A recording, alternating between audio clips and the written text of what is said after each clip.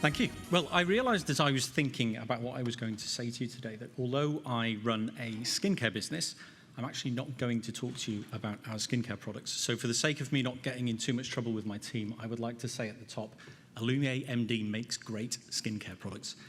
And now I would like to talk to you a little bit about where the skincare industry is at and where it's going. So we shape our tools and then our tools shape us.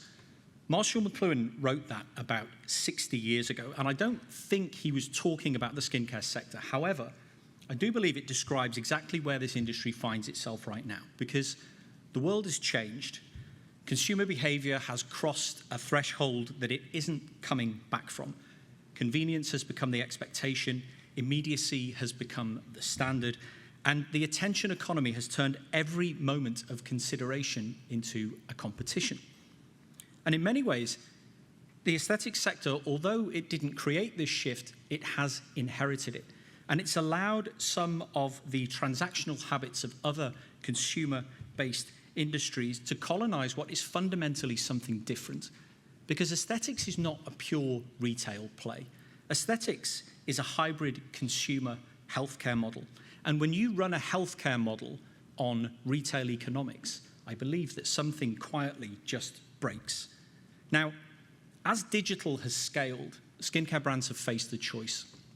Either you invest in the professional channel, you accept some complexity and you play a longer game, or you go direct.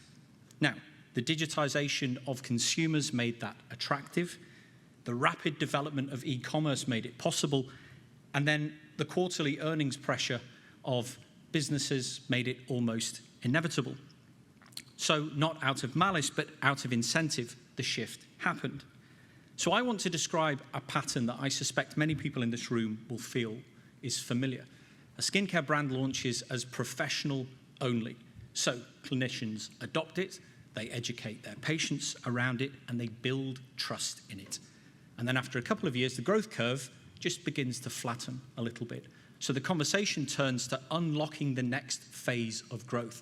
And that's when capital enters. And capital has a playbook.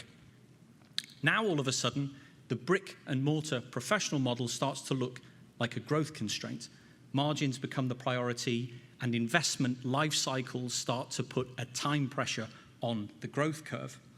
And somewhere in that process, the professionals who built the credibility of the brand just get quietly removed from the economics, despite remaining in the frontline education role.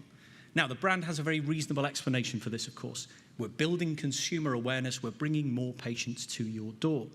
But in practice, what is actually happening is that patients are now getting expert guidance and recommendation from their provider, and they're walking out of the door to buy the same product at Costco or on the Amazon flash sale for $25 less. The professional just became the education layer for free in somebody else's revenue model.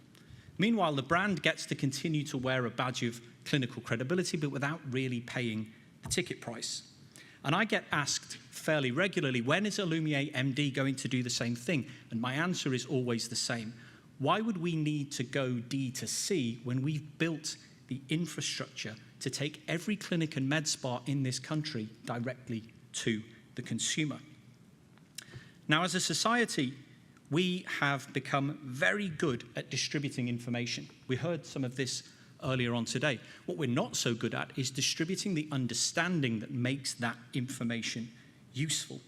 A consumer who's had ChatGPT sift through 100 ingredient labels and has built a 12-step routine based on 30 influencer recommendations has got more information than any consumer in prior history.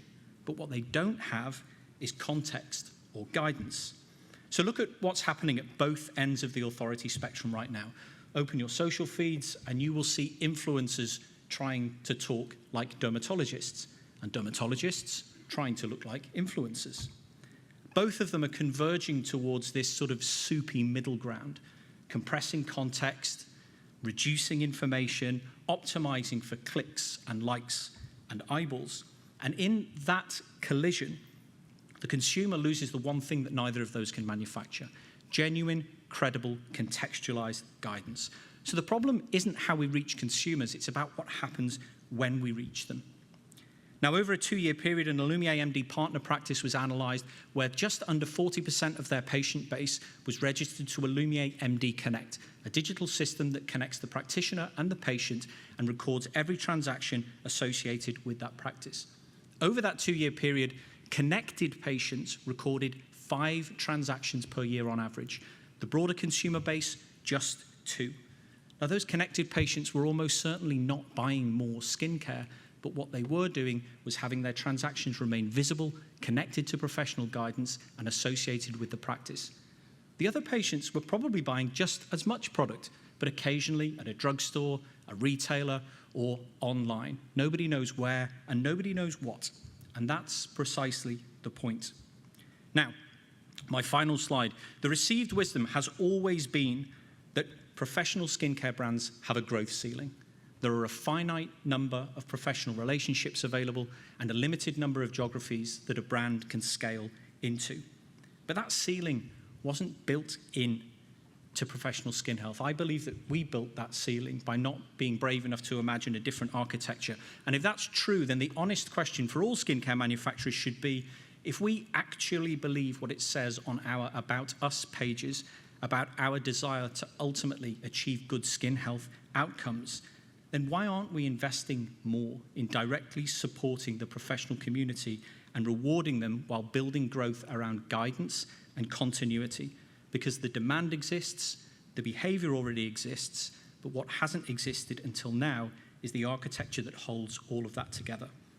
And that architecture is what we call connected skin health, a model in which the brand is the scientific engine, the professional is the guide for the consumer, and the consumer is the ultimate beneficiary, but connected by technology to ensure that their relationship remains consistent throughout the entire patient journey, connected by one system. So the current category is still growing, and the numbers still look fine. But I think that fine is not why people invest in coming to innovation summits. So if you're running a practice or a practice group and you're interested in learning about how you can expand margin and reduce revenue leakage without adding additional complexity or overhead to your business, or if you're investing in or running a business in the sector and you're interested in learning more about connected skin health, how a system can hold the professional and the consumer together, then please feel free to reach out. I would be happy to discuss it, and thank you very much for your time.